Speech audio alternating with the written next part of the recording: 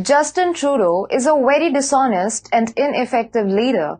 The Canadian Prime Minister is willing to lie to any extent to avoid criticism. The continuous truckers' protest evidence, which called upon Trudeau, his family and other witnesses, has also shown how the Liberal poster child is a brilliant, vengeful and a clever liar.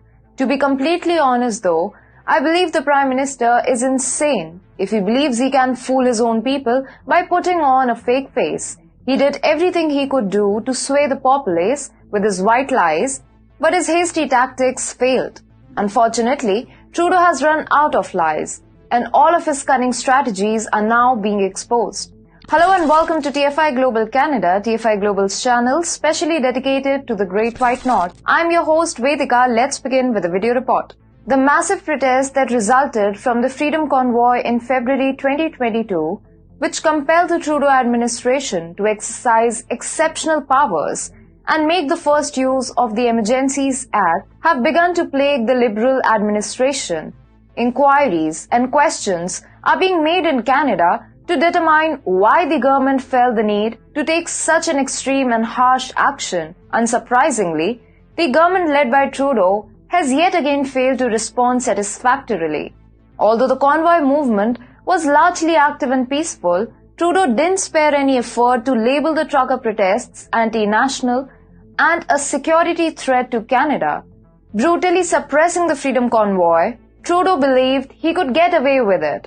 He hoped that his reputation as an unmatched human rights defender would endure. Sadly, at least in this instance, Trudeau isn't living the life of his dreams. The day of Trudeau's verdict appears to have come. The infrequent use of emergency powers isn't looking well for the Liberal leader, it turns out. The Public Order Emergency Commission recently ended its fact-finding sessions after 6 weeks of testimony, several witnesses, and after seeing it all, it's even clearer that it was in February that using the Emergencies Act to repress what was ultimately a peaceful rally was a needless overreach. And now, another dubious play of Trudeau has come to the forefront. You see, the Ottawa People's Commission on the Convoy Occupation, a government-affiliated organization in Ottawa, established a public commission to investigate the consequences of Canada's Freedom Convoy demonstration in downtown Ottawa last winter.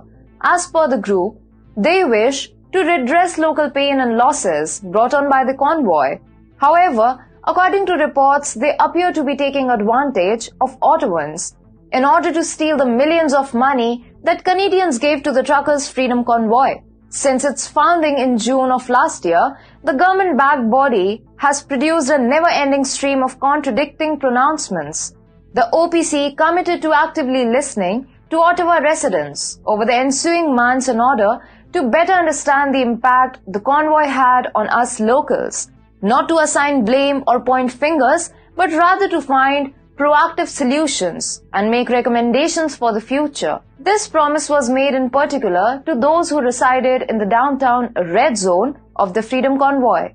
Unfortunately, they appear to have made up their views before even listening to one witness, as they were quoted in the media as saying that the dreadful convoy had left Ottawa people traumatized, damaged, and tortured. Left-wing activist Ken Rubin, who founded the OPC, claimed that previous recent federal and local investigations into the convoy barely scratched the surface of the hazardous, undemocratic, and harmful occupation. I've never witnessed a community experiencing this much trauma. Despite the overt bias, the group insisted that everyone would be welcome at their public hearings and that any locals, especially those downtown residents who were most affected, could come to testify in a judgment-free environment where the respected commissioners would listen without a compassionate ear. Many have questioned the OPC's self-contradictory strategies' motivations. Why would they put so much effort into being impartial and unbiased, while also being so obviously, brazenly, and unashamedly biased? Even to go so far as to falsely claim they weren't excluding supporters in front of the cameras, only to admit it the next day. Could the committee have a monetary goal? A closer look at the steering committee reveals that it is led by Zexi Li, a Chinese national and federal employee who is suing the truckers' convoy protesters in a $9.8 million class action. Lee is 21 years old. The well-funded commission is helping to gather witness testimony to strengthen Lee's financially motivated case. Trudeau has made no effort to spare in robbing the monies amassed by the Canadians in protest and aid his cronies. It's indeed unfortunate that a democratic country's prime minister is being allowed to harass his populace in such a tyrannical manner.